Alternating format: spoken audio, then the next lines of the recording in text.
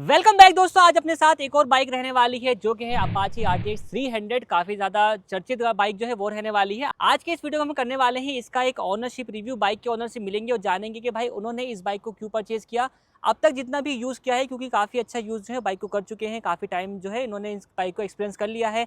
उनसे मिलेंगे, जानेंगे कि भाई कैसा एक्सपीरियंस जो है बाइक के साथ रहने वाला है, क्या अच्छाइयाँ हैं, क्या कमियाँ हैं, सर्विस वगैरह कैसी रहने वाली है, ओवरऑल एडवेंचर वगैरह भी उन्होंने किया है इस बाइक के साथ में, उसके बारे में भी काफ़ी चीज़ों की बात करने वाले हैं। तो मिलवाते हैं सबसे पहले बाइक के ओनर। सर बहुत बहुत स्वागत है आपका। तो मनदीप भाई ने बाइक परचेस करी हुई है। सर जान सकता हूँ कितना टाइम हो गया इस बाइक को लिए हुए? मैंने फरवरी 4 को ये मोटरसाइकिल परचेज करी। ठीक है, तो अभी जो है वो जुलाई का मंथ चल रहा है, तो अराउंड 5 मंथ्स के करीब हाँ 5 मंथ्स कंप्लीट हो चुका है। हाँ जी। तो इन 5 महीनों में आपने कितना इसको चला दिया है? मैं 18,000 18,500 किलोमीटर चला चुका हूँ। बहुत बढ़िया, मतलब कि बाइक के जी। साथ एक अच्छा एक्सपीरियंस, क्या बहुत अच्छा एक्सपीरियंस कर हाँ चुके हैं जी। आप। 18,500 18,500 हो चुकी है। हाँ जी। तो 18,500 किलोमीटर आप चला चुके हैं। फर्स्ट ऑफ ऑल बात करेंगे कि बाइक करने का एक्सपीरियंस से। सबसे पहले, इससे पहले कोई बाइक वगैरह आप यूज़ करते थे, कैसा था अपना? इससे पहले मेरे पास स्कूटी थी, उससे पहले मेरे पास NS 200 थी। ठीक है, तो एक स्कूटी और एक बाइक का एक्सपीरियंस रहा है। हाँ जी। इसको लेने का प्लान कैसे बन गया? मेरा हमेशा से ही मैं मोटरसाइकिल पे ही ट्रैवल करता हूँ। हम्म और जब मेरे पास NS 200 थी तब मैं NS 200 पे ट्रैवल करता था। जब मेरे पास स्कूटी थी हम्म तो मैं एक्टिवा से ही ट्रैवल कर रहा था। और मेरे को समझ में आ गया था कि अगर मुझे कोई भी व्हीकल लेना है, एक ही व्हीकल मेरे को रखना है, तो वो लॉन्ग डिस्टेंस संभाल ले और सिटी भी संभाल ले। दिस मतलब मोटरसाइकिल कैन कहीं डू भी फॉर मी। जाना हो तो उसी से जाना है, हाँ जी। चाहे वो सिटी जानी हो, चाहे आपको कहीं टूरिंग वगैरह पे लेके हाँ जाना हो। जी। तो कुछ बाइक के साथ में देख रहे थे कंपटीशन में, या फिर इसी का प्लान था अपना? मैं 3 मोटरसाइकिल्स इस टाइम पे देख रहा था। वन इज़ एडवेंचर 390 जो पुराने वाली एक्चुअल 390 थी, हम्म वो, और वी स्ट्रॉम ठीक है। And this one. ठीक है, तो वी स्टॉर्म की पहले बात करें, उसको रिजेक्ट करने का या ना लेने का क्या रीज़न रहा होगा? अगर आप देखते हैं, देन ये मोटरसाइकिल अगर आप वी स्टॉर्म के साथ में कंपेयर करते हो, सो वी स्टॉर्म कहीं भी इसके सामने स्टैंड नहीं करती है। अगर आप थोड़ा सा रिलायबिलिटी और स्मूथनेस ज़्यादा चाहते हो तो आप वी स्टॉर्म की तरफ जाओ। अदरवाइज उसके अलावा ये मोटरसाइकिल इज़ मतलब बेटर इन उसके एवरी सामने वे। जो है ये वाली ज़्यादा हाँ आपको जी। वैल्यू फॉर मनी लगती है। हाँ जी। नेक्स्ट बात करें अगर एडवेंचर 390 की, तो एडवेंचर 390 पीछे वाली सीट ठीक नहीं थी, बिकॉज मैं हमेशा जब भी ट्रैवल कर रहा होता पिलियन के साथ में ट्रैवल कर रहा होता, या तो कोई मेरा फ्रेंड होता है या फिर मेरी वाइफ होती है। ठीक है। तो पिलियन कंफर्ट मेरे लिए इंपॉर्टेंट था। हम्म और एडवेंचर 390 पे अगर आप अपने किसी भी बंदे को बिठा के ले जाते हो तो आपका रिलेशनशिप टेस्ट हो जाता है। तो ऐसा लग रहा है वो बदला नहीं। लेने के लिए बैठा रखा हाँ है। जी। ठीक है जी, अब ये बताइए सर, कितने की आपको ऑन रोड कॉस्ट करी है ये मेरे को विदाउट हेलमेट ये 2,34,000 रुपये की पड़ी। दिल्ली के अंदर? हाँ जी। 2,34,000 रुपये। ये अपना बेस वेरिएंट जो है वो रहने हाँ वाला जी, है। ये बेस वेरिएंट। ठीक है जी। तो कितना समय लगा बाइक को मिलने में, या फिर हैंड टू हैंड मिली, या कैसे रहा एक्सपीरियंस? यार मेरे साथ में ना काफ़ी लोगों को जेलसी हो सकती है मेरे से इस चीज़ को लेके, बट मैंने मोटरसाइकिल बुक करी and within a week मुझे मोटरसाइकिल मिल गई थी। रीज़न बीइंग कि जो मेरा ऑफिस है, मेरे ऑफिस के सामने ही TVS का शोरूम है, सब्रवाल TVS है। तो वहाँ पे किसी ने मोटरसाइकिल मंगवाई थी and then he shifted towards other motorcycle. I think Himalayan उसने ले ली, और वो मोटरसाइकिल थी तो उन्होंने 4-5 लोगों को कॉल किया था कि आप आ जाओ और देख जाओ मोटरसाइकिल। और तो मैं सबसे पहले, क्योंकि मेरे ऑफिस के बिल्कुल बाहर ही था, उन्होंने फ़ोन किया, 15 मिनट में पहुंच गया। मैंने मोटरसाइकिल क्लोज़ करी एंड देन मोती नगर से मैंने मोटरसाइकिल परचेज मतलब करी। बाकी लोग पहुंचे भी नहीं होंगे, भाई ने बाइक डिलीवरी लेने के लिए तैयारी कर दी है। ठीक है, मतलब कि आपको बहुत ज़्यादा कुछ भी वेट नहीं करना पड़ा। नहीं, कुछ भी ना के बराबर। तो हैंड टू हैंड डिलीवरी आपको इसकी मिल गई। हाँ जी। अब बात कर लेते हैं चलाने वगैरह की। अभी तक कहीं लेकर के गए हैं इसको? हाँ जी, मैं इसको लेते ही नेक्स्ट डे 500 किलोमीटर पूरे करने के लिए मैं इसको अलवर लेके गया था, राजस्थान। एंड देन उसके बाद जयपुर जा चुका हूँ मैं। उसके बाद उत्तराखंड में 2 बार, उत्तराखंड जो पौड़ी डिस्ट्रिक्ट है उस तरफ जा चुका हूँ, तुंगनाथ जी ठीक है। के लिए। और इधर जौनसार एक रीजन है उत्तराखंड का, उधर भी देहरादून और चक्राता वक्राता, मतलब बहुत ट्रैवल किया इसके साथ में। मतलब जो इसका सेगमेंट है आप उसको पूरा का पूरा फुलफिल हाँ कर जी। रहे हैं। फिर उसके बाद हिमाचल गया एंड देन लास्ट ट्रिप मेरा 1 हफ्ते का था। I was in Jammu and Kashmir. ठीक है, जो कि भाई ने वीडियो रिकॉर्ड करने से, हम जब रिकॉर्ड कर रहे हैं उसे 1 वीक पहले ही कंप्लीट किया हाँ है। जी, अभी तो वापस। अब ये बताइए सर, बाइक चलाने की अगर हम बात करें तो अभी कैसी लग रही है आपको चलाने में? बहुत अच्छी। कहीं कुछ लग रहा है कि वाइब्रेशंस हैं या हीटिंग की इशू आ रहा है, ऐसा कुछ आप फील कर रहे हैं? देखो, अगर आप इस सेगमेंट की किसी भी मोटरसाइकिल के अंदर जाओगे तो वाइब्रेशंस रहती हैं, ठीक है। और प्रीवियस मोटरसाइकिल से अगर आप कंपेयर करोगे, अगर आप इसको BMW की जो 310 आती थी उससे, या फिर अपाचे की कोई भी 310 इनका जो इंजन था उससे अगर आप कंपेयर करोगे, कंपैरेटिवली वाइब्रेशंस कम है। बट अगर आप किसी छोटे सेगमेंट से अगर आप ऊपर आ रहे हो तो आपको डेफिनेटली वाइब्रेशंस फील होने वाली है। ठीक है जी। एक क्रूजिंग स्पीड की बात करें, जैसे कि आपने चला लिया अच्छा खासा, तो एक क्रूजिंग स्पीड जो कि इसके अंदर एक स्मूथ राइड प्रोवाइड करती हो, तो क्या कितने किलोमीटर पे होगी? 80 to 90। 80 to 90? हाँ, बिकॉज उसमें सिर्फ इंजन से रिलेटेड नहीं है, बिकॉज आपकी ओवरऑल मोटरसाइकिल पूरी तरह से, आपका विंडशील्ड बहुत अच्छे से काम कर रहा होता है इन बिटवीन 80 to 90, इंजन बहुत सही से काम कर रहा होता है।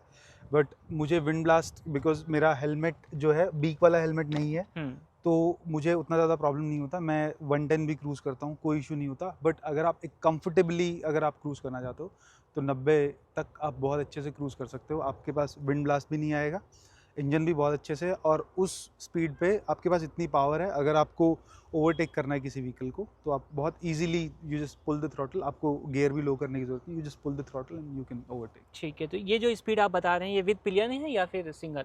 With pillion. विद पिलियन के साथ में। जैसे हीटिंग की हम बात करें, तो अभी आप वाइब्रेशन की बात करी, तो आपने बताया हीटिंग में कुछ आपको लग रहा है हीटिंग इशू है इसके अंदर? नहीं, आप सिटी में आपको फील हो सकता है, और वो भी फैन का आपको हीट फील नहीं होगी। वो जो आपको इस एरिया में जो इंजन से हीट आती है सिर्फ वही फील होगी। अदरवाइज जो इसका फ़ैन है उसमें नीचे डक्ट दे रखी है, नीचे से हवा निकल जाती है। हाँ, तो आपके पैर पर बहुत ज़्यादा नहीं आता है। अगर आप बम्पर टू बम्पर ट्रैफिक के अंदर हो तब आपको थोड़ा बहुत फील हो सकता है। इस सेगमेंट की मोटरसाइकिल से वो भी कम ही है। अगर आप कंपैरेटिवली अगर आप एयर कूल्ड इंजन देखोगे रॉयल एनफील्ड के, वो इससे 3 गुना ज़्यादा हीट करते हैं। इवन हिमालयन की भाई ने जैसे बात करी थी, हिमालयन में बात की जाए तो हिमालयन में भी मैंने रिव्यू किया हुआ है, तो वो भाई बताते हैं कि भाई इसको चलाना बहुत मुश्किल हो जाता है। तो अब ये बताइए सर, जैसे आपने कहा कि आप एक ही बाइक रखते हैं, सिटी के लिए हो चाहे हाईवे के लिए हो चाहे XYZ कुछ भी काम करना हो, तो इन सिटी भी आप इसको यूज़ कर रहे होंगे, तो वहाँ पे चलाने में कैसी है, डिफिकल्टी वगैरह है या कैसा लगता है? यार, मैं एक्टिवा से इसके ऊपर अपग्रेड किया है, एंड मुझे कोई मेजर डिफरेंस 1-2 दिन आप मान सकते हो कि because sitting position it feels like a big motorcycle. हाँ, it feels like a big motorcycle, but उसके अलावा मुझे एक्टिवा से इस मोटरसाइकिल पे शिफ्ट करने में भी कोई इशू नहीं हुआ, बिकॉज जब आप इस मोटरसाइकिल को देखते हो तो ये बहुत बड़ी लग रही है, but when ever you sit on the motorcycle, centre of gravity नीचे है। 170 किलो की मोटरसाइकिल है, हल्की मोटरसाइकिल नहीं है, बट उसके बावजूद भी आपको सिटी में मनूवर करने में, अगर मान लिया कभी टिप ओवर हो गई मोटरसाइकिल तो गिरती नहीं है। जैसे हिमालयन अगर टिप ओवर होगी तो वो गिरेगी गिरेगी, क्योंकि वेट बहुत ज़्यादा ऊपर है, इसमें वेट भी नीचे है, सीट हाइट उतनी ज़्यादा फील नहीं होती है, और सिटी में मूव करने में भी बहुत ज़्यादा अच्छा है। एंड मेरा पर्सनल ओपिनियन है, बाकी लोगों का पता नहीं हो सकता है, but I feel that the adventure motorcycles are the best motorcycle for the city, क्योंकि आपको पता है किस तरह के रोड्स होते हैं, तो उस तरह के ख़राब रोड्स को आपकी एडवेंचर मोटरसाइकिल बहुत अच्छे से हैंडल कर सकती है। लाइक इससे अगर इससे बेटर अगर आप सिटी मोटरसाइकिल मानोगे, मेरे हिसाब से it's going to be Xpulse, not your NS 200 NS 400 नहीं भाई, क्योंकि रोड्स वैसे हैं नहीं, हर जगह गड्ढे आना, ट्रैफिक में आप मूव कर सकते हो उन मोटरसाइकिल्स पर, बट गड्ढों से कैसे, स्पीड ब्रेकर से कैसे आप डील करोगे। अगर इसी तरीके से बात करें हाईवे का एक्सपीरियंस हो, तो वो कैसा लगा आपको? एक्सीलेंट। वहाँ पे कोई कुछ लगा कि हाँ यहाँ पे नीड ऑफ इम्प्रूवमेंट, ऐसा कुछ? Need of improvement, you can say motorcycle थोड़ा सा हैवीली वर्किंग फील होती है आफ्टर, जैसे मैंने आपको बताया 90 किलोमीटर्स 95 किलोमीटर्स पर आवर के बाद आपको ऐसा लगेगा कि इंजन बहुत ज़्यादा काम कर रहा है। इट हैज़ द पावर, आप पुल करोगे मोटरसाइकिल पुल होगी, बट RPMs बहुत ज़्यादा थोड़ा सा ऊपर जाते हैं। वो अगर होता, गियरिंग शॉर्ट है, उस चीज़ पे अगर थोड़ा होता तो हाईवे के लिए बहुत सूटेबल मोटरसाइकिल होती। थोड़ी सी गियरिंग लॉन्ग होती, बिकॉज आप फ्रीक्वेंटली गियर चेंज करते रहते हो और RPM ज़्यादा फील होते हैं। ऑल्दो आप अगर पुल करोगे तो मोटरसाइकिल पुल होती है, पावर भी है, सब कुछ है, बट ऐसा लगेगा कि ज़्यादा काम कर रहा। हाँ, कई बार तो ऐसे होता है कि आप 6th में हो, आपको पुल कर रहे हो 6th में हो, आपको लगेगा कि 7th और होता है, एक और लगा देता हूँ मैं, फिर वो अटक जाता है। ठीक है, तो अभी माइलेज वगैरह की बात कर लेते हैं कुछ। तो अभी तक सिटी हाईवे दोनों ही आप यूज़ कर रहे हैं, तो सिटी की हाँ जी। माइलेज क्या निकाल रहे होंगे आप? सिटी में मैं mostly I ride in urban mode, hmm, तो 33-34 के आसपास निकाल देते हैं। सिटी में निकल जाती है। हाँ जी। ठीक है, तो हाईवे की क्या माइलेज निकाल रहे होंगे आप? हाईवे पे अगर आराम से चलाते हो, इन बिटवीन जो मैंने बताया कंफर्टेबल स्पीड जो है, हम्म, 80 टू 90 अगर आप चलाते हो, it can give you 38 max. और जिस तरह से मैं चलाता हूँ, आई क्रूज एट 110-120, तो आपको 32-33 के आसपास ही मिलती है। उससे कम भी हो सकती है, उससे ज़्यादा नहीं होगी विद ठीक। पिलियन, उससे ज़्यादा तो नहीं। पूछना तो चाहिए, लेकिन आपसे पूछना चाहूँगा ज़रूर से मैं कि माइलेज जो आपको मिल रही है वो लग रहा है कि हाँ संतुष्ट है माइलेज से? हाँ, मैं काइंड ऑफ संतुष्ट ही हूँ। मतलब ये चीज़ मेरे दिमाग में थी कि हाँ, अगर इतना 300 सीसी देगी। की बाइक ले रहे हो हम्म, तो मैं मतलब अ, इनफ है आपकी तरफ से? हाँ, हाँ। And this was the only reason कि मैं हिमालयन की तरफ नहीं गया, हम्म, बिकॉज़ उसका माइलेज कहीं 17-18 तक भी पहुँच जाता है, जिस तरह से अगर आप ज़्यादा फास्ट राइड करते हो, 125-120 के आसपास अगर आप राइड करते हो, बट ये स्टिल इट मैनेजेस 30, तो ठीक है ये मतलब एक चीज़। तरीके से आपको हर तरीके का फील भी मिल रहा है और माइलेज भी हाँ आपको। जी, माइलेज भी जो मैंने सोचा है उतना मिल ही रहा है। ठीक है। लाइट वगैरह की बात करें तो नाइट टाइम में ज़रूर से आपने इसको चलाया होगा, हाँ जी, तो बिल्कुल। नाइट टाइम में कैसा रिस्पॉन्स है इन लाइट्स का? मेरे हिसाब से इन सेगमेंट इससे बेटर, इस प्राइस पॉइंट में, इस सेगमेंट में इससे बेटर लाइट किसी भी मोटरसाइकिल की नहीं है। तो अगर कहीं एडिशनल लाइट वगैरह आपने इंस्टॉल करवाई है इसके अंदर? नहीं, ज़रूरत नहीं पड़ी। ज़रूरत नहीं पड़ी। नहीं। मतलब कि आप काफ़ी जगह जैसे आपने बताई हमें, कम से कम 10 जगह तो घूमे दिए हाँ लिए होंगे जी, आप। हाँ तो जी, उन जगहों पे आप घूमे, नाइट टाइम में भी घूमे होंगे। हाँ जी। तो नाइट टाइम में चलाने के बाद भी आपको रिस्पॉन्स पसंद आया है? कोई प्रॉब्लम नहीं हुई मुझे। जब इनफैक्ट अगर आप इससे बेटर अगर आप लाइट देखो तो आई थिंक डोमिनार होगा। हुँ, उसके अलावा 390 एडवेंचर जो है, उसके अलावा मुझे नहीं लग रहा कि इससे better motorcycle light, stock light किसी भी बाइक के अंदर है। और ये बेस वेरिएंट है जिसमें ये आपको बेस डीआरएल्स वेरिएंट नहीं है। मिलते, ओनली रिफ्लेक्टर्स हाँ एलईडीज़ जी, आती हैं। हाँ जी, तो वो भी अपने सफिशिएंट जो है वो रहने हाँ वाली हैं। जी। ठीक है जी, सस्पेंशन की बात कर लेते हैं। सस्पेंशंस आपको कैसे लगे? Best in the class. Best है। बेस्ट इन कहीं लगा कहे कि भाई सॉफ्टर सॉफ्टर साइड है या कैसे रहते हैं? फ्रंट थोड़ा सा हार्ड है, हुँ, और rear is softer. Softer. Front hard होना भी चाहिए, because whenever you apply brake तो आपकी बाइक ज़्यादा डिप करती है। अगर हुँ, ज़्यादा, बिकॉज ट्रैवल ज़्यादा है तो बाइक ज़्यादा डिप करेगी। हैंडलिंग के लिए अच्छा है, और कंफर्ट के लिए rare suspension is very nice. अगर तो आप थोड़ा सा वेट डालते हो मोटरसाइकिल के ऊपर तो 1-2 क्लिक ऊपर आप कर लो, प्रीलोड एडजस्ट कर लो। अदरवाइज स्टॉक सेटिंग, एक बंदा है विद लगेज नो इशू, 2 बंदे हो विद लगेज, थोड़ा सा 1-2 क्लिक आप अपनी लाइकिंग के हिसाब से सेट एडजस्ट कर कर सकते हो, प्रीलोड एडजस्ट कर सकते हो, that's it. Otherwise suspension is excellent. ठीक किसी है। भी तरह के रोड्स, किसी भी तरह की चीज़ आप कुछ भी, कॉम्बिनेशन पसंद आया आपको? बिल्कुल ब्रेक्स की बात करें तो ब्रेक्स कैसे लगे आपको? एवरेज। एवरेज है? हाँ, बाइट अच्छा है, हुँ, ठीक है, बाइक रुकती भी है, but these are not the sharpest brake जो आपको, अगर आप कंपेयर करो विद KTM और सम ब्रांड्स लाइक दिस, वैसे नहीं है। फीडबैक हल्का सा कम फील होता है, बट ठीक है, मतलब जिस तरह की मोटरसाइकिल है उस हिसाब से ठीक है ब्रेक्स। जैसा आपने कहा कि आप थोड़ा सा एग्रेसिवली चलाते हैं इसको, हाँ जी, 110 वगैरह पे जाते हैं, हाँ तो जी। उस टाइम पे ब्रेक की कभी ज़रूरत यू पड़ी नीड है? टू कैलकुलेट दैट, बिकॉज क्या होता है, अगर सरफेस थोड़ा सा ठीक नहीं है, अगर परफेक्ट टारमैक के ऊपर अगर आप चल रहे हो तो सही है। अगर सरफेस थोड़ा सा ठीक नहीं है तो बहुत जल्दी ABS किक इन करता है, और बिकॉज फीडबैक नहीं है तो आपको महसूस नहीं होता, पता नहीं लगता कि नीचे चल क्या रहा है। हुँ, तो उसके लिए आपको थोड़ा सा, मैं थोड़ा दूर देखता हूँ और कैलकुलेट करता हूँ। अगर हुँ। मुझे कुछ लग रहा है कि सामने कोई एक्टिविटी हो रही है 500 मीटर पे, 400 मीटर पे, देन आई स्लो डाउन। वो कैलकुलेट करना पड़ता है। KTM की तरह नहीं है कि जो भी आएगा देखी जाएगी, आप ब्रेक दबाओगे मोटरसाइकिल रुक जाएगी, वैसा नहीं है। तो माइंड थोड़ा-सा आपको यहाँ पे एक्टिव रख के चलना पड़ता है। हाँ जी। ठीक है जी। तो ओवरऑल ब्रेक जो है वो आपको एवरेज यहाँ पर फील आए हाँ, हैं। अच्छे हैं but not the best. Seat वगैरह की बात करें तो आपकी हाइट क्या होगी? मेरी हाइट 5'11". तो एक बार बैठ के दिखाइए कैसा रहता है अपना। तो यहाँ पे आप चेक करें, तो दोनों, 5'11" के हिसाब से दोनों ही पैर आराम से हाँ, ज़मीन पर आ दोनों रहे ही हैं। प्लांट होते हैं फुट। तो सिटी में चलाने में चला ही रहे हैं भाई, तो आराम से हाँ चल जी, जाती है, कोई इशू नहीं होता। कोई इशू नहीं आता। इवन कोई पीछे बैठेगा तो और ज़्यादा नीचे हाँ, आएगी और ज़्यादा बाइक। नीचे चला जाएगा, और कोई ठीक है। पिलियन को थोड़ा प्रॉब्लम हो सकता है, बिकॉज स्टेप अप है सीट के अंदर, हुँ, वो फुट पैक पे पैर रख के चढ़ना पड़ेगा, हुँ। But other than that there is no issue. ठीक है। अगर हम बात करें तो जैसे कि आपने कहा कि आपने अच्छी खासी इससे यूसेज ले लिया है। हाँ अगर जी, आपकी बात करूँ सबसे पहले, तो राइडर ऐसा चलाता है कांस्टेंट एक दूरी तय करता है, तो कितने किलोमीटर्स के बाद आपको लगता है कि हाँ ब्रेक लगना चाहिए? यार देखो, मेरे को ना it depends on the person to person. मेरे को मोटरसाइकिल चलाते हुए बहुत ज़्यादा टाइम हो गया और बहुत डिफ़िकल्ट टाइप की मोटरसाइकिल्स बहुत ज़्यादा दूर दूर तक लेके गया हूँ। तो मैं अगर अकेला जाता हूँ, I use it tank to tank 300 kilometre. मुझे नहीं लगता कि सीट की तरफ से मेरे को कोई भी प्रॉब्लम फील होती है या अर्गोनॉमिक्स की तरफ से कोई भी प्रॉब्लम फील होती है। But when ever I am with my pillion, तो मैं कोशिश करता हूँ कि 100 किलोमीटर के बाद एक छोटा सा ब्रेक ले लिया जाए। ठीक है, तो इस तरीके से जो है मतलब आपके ऊपर है कि आप लंबा निकाल सकते हैं। हाँ, मेरे हिसाब से इन स्टॉक सीट, अब आप उसमें चाहे कोई भी टूरिंग, बहुत रॉयल इनफील्ड वालों को बुरा लगने वाला है, चाहे हिमालयन की सीट ले लो, चाहे किसी की भी सीट ले लो, स्टॉक सीट में मुझे नहीं लगता इससे बेटर राइडर सीट है। परफेक्ट, ना ज़्यादा हार्ड है ना ज़्यादा सॉफ्ट है, स्पेस भी पूरा है, आप आगे पीछे मूव करना चाहो।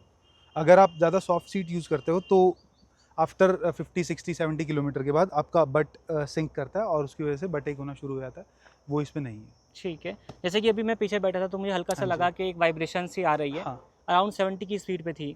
तो ऐसे वाइब्रेशंस आप भी नोटिस कर रहे हैं, मतलब पिलियन भी नोटिस कर रहा है? हाँ जी, फुट पैक्स के ऊपर वाइब्रेशन। देखो क्या है, इंजन वाइब्रेशन जनरेट करता है। अब मेरे फुट पैक के ऊपर अच्छी खासी मोटी रबर शीट है, इधर नहीं है, यहाँ पे वाइब्रेशन फील होता है। तो ये है चीज़, थोड़ा सा आप इतना भी नहीं है, मतलब नोटिस करने वाला बंदा जानबूझ के नोटिस करेगा तो आएगा। हाँ, तो आएगा, अदरवाइज नहीं। एज सच मेरे किसी पिलियन ने कंप्लेन नहीं किया इस चीज़ को के ऊपर, बट जब मैं बैठा हूँ इस पर एज अ पिलियन, तो मुझे पता है कि यहाँ पे वाइब्रेशंस हैं और क्यों हैं ये भी पता है। ठीक है, अच्छा ये बताइए कि प्लास्टिक क्वालिटी, क्योंकि इसमें कई जगहों पे फाइबर है, तो प्लास्टिक क्वालिटी वगैरह कैसी लगी आपको? कहीं पर गैप वगैरह आप फील कर रहे हैं? नहीं, एज अ टूरर अच्छा है। अगर आप इसको, लोग इसको एडवेंचर मोटरसाइकिल बोलते हैं, but this is not an adventure motorcycle. ये एक टूरिंग मोटरसाइकिल है जो थोड़ा बहुत ऑफ रोड कर सकती है। ठीक है, अगर आप इसको एज ए एडवेंचर मोटरसाइकिल अगर आप लेते हो तो प्लास्टिक की क्वालिटी अच्छी नहीं है। बट अगर आप इसको एज ए टूरर लेते हो देन इट्स एन एक्सीलेंट चीज़ें हैं। अगर आप हाईवे पर जाते हो, मुझे अभी तक कोई भी ज़ीरो, मैं 18,000 किलोमीटर 18,500 किलोमीटर चला चुका हूँ, मुझे अभी तक किसी भी पैनल में ना तो कोई गैप दिखाई दिया, ना किसी से अननेसेसरी कोई बज़ आता हो, आप तेज़ स्पीड पर चल रहे हो या बम्प पे जा रहे हो तो अननेसेसरी कहीं से कोई आवाज़ आ रही हो। मुझे 18,000 किलोमीटर 18,500 किलोमीटर कभी भी कहीं पे भी ऐसा नहीं लगा, कोई पैनल गैप इधर उधर नहीं गया, नथिंग एट ऑल। मतलब रेल्टिंग नॉइस वगैरह बिल्कुल भी नहीं है? नहीं। अगर हम बात करें मीटर की, तो इसका रिस्पॉन्स कैसा है? सब चीज़ें डिटेल्स वगैरह आपको प्रॉपर विजिबल रहती हैं? मेरे हिसाब से it's I think well designed meter. ज़्यादा, बहुत ज़्यादा एक्सेस इन्फॉर्मेशन भी नहीं है कि सब कुछ ही चल रहा है, और मिनिमल है, चीज़ें जो ज़रूरी हैं वही दिखा रहा है, और इट्स अ वेरी गुड। ठीक है, अब वेरिएंट की बात लेते हैं। जैसे आपने बेस वेरिएंट परचेज किया, क्योंकि इसमें आपको अदर वेरिएंट्स भी मिल जाते हैं, आई थिंक टॉप और बीटीओ करके भी आता है, तो बेस वेरिएंट ही आपने क्यों कंसीडर किया? मतलब कैसा रहा? भाई मिल नहीं रहा है। मिल नहीं रहा है, ठीक है। जिसको नहीं मिल रहा है उनसे बात करो वो तो बताएंगे क्यों नहीं लिया। इसमें कुछ फीचर्स ज़रूर से मिसिंग कर रहे होंगे, ऐसा कुछ है? मुझे फील नहीं हुआ, बिकॉज देखिए इसमें क्रूज कंट्रोल है। हाँ। उसके उसके अलावा वेलकम एलईडीज एंड ऑल, वो मेरा ओपिनियन हो सकता है, but I feel those are just the gimmick. ठीक है, आपको एक अच्छा इंजन चाहिए, आपको स्क्रीन पे स्पीड और आरपीएम दिखना चाहिए, एक अच्छा फीलिंग मोटरसाइकिल चाहिए, दैट्स इट। अगर आप उससे ज़्यादा अगर आप जाते हो, क्रूज कंट्रोल इज़ नाइस, ठीक है, अच्छा फीचर, नहीं भी होता कोई प्रॉब्लम नहीं थी, बट अदर देन दैट जो आता है कि स्क्रीन पर 4 बार हैप्पी बर्थडे लिखा हुआ आता है, दोज आर जस्ट गिमिक। नहीं, तो वो चीज़ें एक बार तक अच्छी लगती है, उसके बाद तो हाँ, उसके बाद नहीं वो चीज़ें। ठीक है। मेनली अगर आपकी मोटरसाइकिल आपका हैप्पी बर्थडे बोलती है, बट जब आप अच्छे चलाते हो यार, तब वो नहीं तो आपको फील करती, तो कराती, तो अच्छा फील कराती, तो उसका कोई फ़ायदा नहीं। ठीक है, बाकी सर सर्विस वगैरह की बात कर लेते हैं, क्योंकि टीवीएस काफ़ी ज़्यादा इस चीज़ में कहा जाता है, तो सर्विस एक्सपीरियंस अभी तक आपने कितनी सर्विस करा ली है इसकी? मैं 4 सर्विस करा चुका हूँ। 4 सर्विस हो गई? हाँ जी, एक जो 500 किलोमीटर पे होती है, 700 750 किलोमीटर पे थी, मैंने 500 पे कराई थी, देन उसके बाद 3 सर्विसेज और करा चुका हूँ। ठीक है, ये तीनों चारों फ्री थी या फिर इसमें कोई पेड भी थी? नहीं, एज ऑफ नाउ कोई सर्विस पेड नहीं थी। कोई सर्विस पेड नहीं? हाँ, सब सर्विस चार्ज मैंने नहीं दिया। हम्म बाकी जो चीज़ें कंज्यूम हुई हैं उनके लिए तो मैंने पे तो पहले प्राइस डिस्कस कर लेते थे, क्या क्या कॉस्टिंग वगैरह आई होगी आपको? यार, इंजन ऑयल मेरे ख्याल में 1900 रुपये का है, which is I think it's very costly. बाकी सब कुछ तो ठीक है, फ्यूल फिल्टर चेंज होता है, एयर फिल्टर चेंज होता है, वो तो ठीक है, बट फ्यूल इसका इंजन ऑयल का कॉस्ट मेरे को ज़्यादा लगा। Other than that next service में मेरे ब्रेक पैड चेंज होने वाले हैं, तो उसका कॉस्ट 6,500 रुपये मुझे पड़ रहा है, फ्रंट एंड बैक, वो मुझे ज़्यादा लगा। Service cost, spare part cost ज़्यादा है। ठीक है, तो अभी तक जो भी फ्री सर्विस हुई है उसमें एक अमाउंट की बात करें तो क्या पे करके आए होंगे आप? 2300 से 2400 रुपये, 2300-2400 2300 से 2500 के बीच में आपको पड़ेगा। पड़ेगा। बट ये है कि अभी जो आप मेजर बताने वाले हैं, आगे जो आने वाली, वो थोड़ी सी हाँ कॉस्टली हाँ, रहेगी। वो 6,000 रुपये ब्रेक पैड्स के ऐड होने वाले हैं। और जो भी बिकॉज मेजर सर्विस के अंदर फोक ऑयल चेंज होता है, वो सारी चीज़ें होती हैं, वो चीज़ें होंगी, that will cost you a lot. But other than that service experience की जहाँ तक बात करें तो देखिए, आपको भी पता है कि 90% जितने भी सर्विस सेंटर्स हैं of TVS can not handle this type of motorcycles. तो मेरे को सर्विस कराने के लिए 50 किलोमीटर जाना पड़ता है। यहाँ से मैं मायापुरी जाता हूँ, मायापुरी सर्विस कराता हूँ, which is from my dealer जिससे मैंने मोटरसाइकिल खरीदी, सबरॉल मोटरसाइकिल्स। तो उन्होंने सर्विस मुझे ठीक लगी। और ये सर्विस सेंटर डिपेंड करता है कि सर्विस, मेरे को बहुत सारे लोगों के मैसेजेस आते हैं कि टेक्नीशियंस को पता ही नहीं है इसमें 2 जगह से इंजन ऑयल निकलता है या फिर उस तरह की चीज़ें। It completely depends upon the service centre to service centre.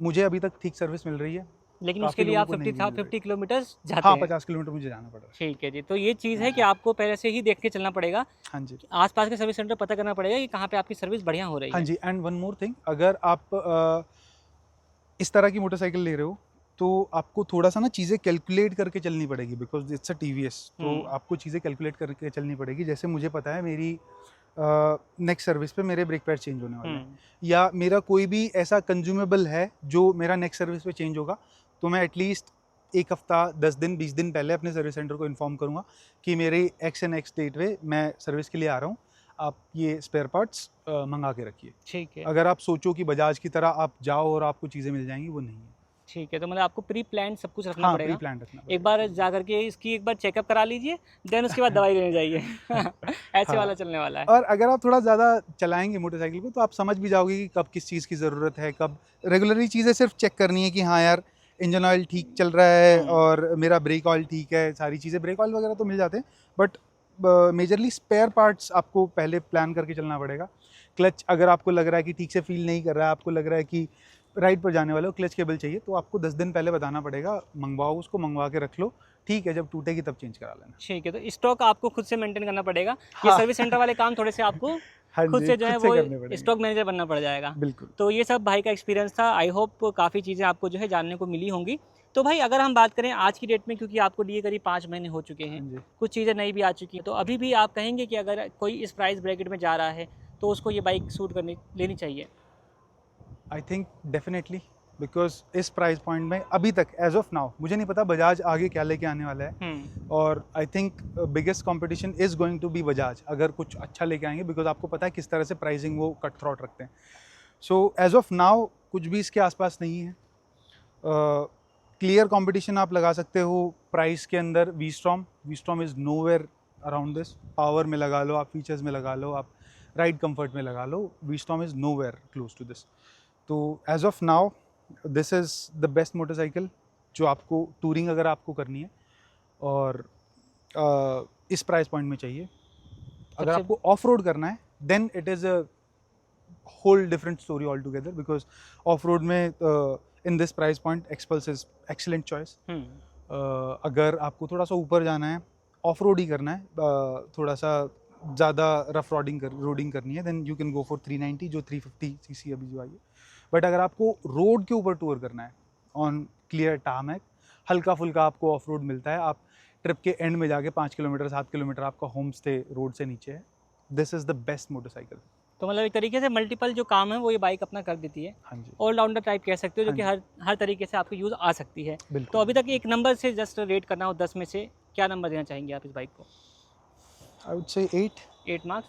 बाकी 2 मार्क्स जो हैं वो अपने 2 मार्क्स सर्विस भाई। सर्विस पे कटेंगे। हाँ, अगर सर्विस के पूछोगे तो मैं बहुत परेशान हो जाऊँगा, बहुत परेशान होने वाले ठीक है, आप लोग। तो अभी कितना समय रखने का इरादा है, या फिर कोई अपडेट भी आप सोच रहे हैं? As of now I am not feeling कि मुझे अपग्रेड करने की ज़रूरत है, but after this if I am going to upgrade तो ट्विन सिलेंडर ही मैं अपग्रेड करूँगा। हम्म। अदर देन दैट मुझे नहीं लग रहा जो भी आपके 90% जॉब हैं जो आप इंडिया के अंदर किसी भी मोटरसाइकिल के साथ कर सकते हो, 40 bhp की मोटरसाइकिल आपके सारे जॉब वो कर सकती है। This is 36 bhp। आप पिलियन के साथ कहीं भी जाओ, कश्मीर से कन्याकुमारी, आपको कोई प्रॉब्लम फील नहीं होगी। तो भाई हर जगह आपको ये साथ निभाने वाली है। बट ये सर्विस वगैरह जो चीज़ें आपको हाँ, आप जो बताई चीज़ें हैं वो चीज़ों वो का आपको ध्यान में रखेंगे, हाँ तो आपकी गाड़ी जो है, आपकी बाइक जो है आपके साथ लंबा निभाएगी। हाँ, सिर्फ इस चीज़ का ध्यान रखना है कि ये टीवीएस की मोटरसाइकिल है। ठीक है बस। जी। बाकी भाई की अगर आपने कुछ वीडियो वगैरह देखनी है तो इनका इंस्टाग्राम अकाउंट भी है, यूट्यूब चैनल भी है। एक बार सर बता दीजिए किस नाम से रहने वाला है। I make videos on Throttle Tales India, और उसी पे मैं शॉर्ट वीडियोस अपलोड करता हूँ फिलहाल के लिए। And I definitely make a ownership review of my motorcycle on my channel, so ठीक आप है। वहाँ पे भी जाके देख सकते हो। Thank you. तो समय बीतेगा तो और चीज़ें मालूम पड़ेंगी बाइक के साथ में क्या हाँ रहेगा। जी, और जैसे सर्विस का भाई भी वेट कर रहे हैं, हाँ जी। तो वो आपको वहाँ पर देखने को मिल अब जाएगी। 1000 किलोमीटर के बाद दोबारा सर्विस हो रही है इसकी। ठीक है जी। तो इसी के साथ ये वीडियो कैसा लगा हमें कमेंट सेक्शन में ज़रूर बताइएगा। भाई के इंस्टाग्राम यूट्यूब अकाउंट को जरूर से जाके फॉलो करिएगा, सब्सक्राइब करिएगा। बाकी इसी के साथ इस वीडियो को हम लोग यहीं पर एंड करते हैं। वीडियो देखने के लिए आप लोगों का धन्यवाद।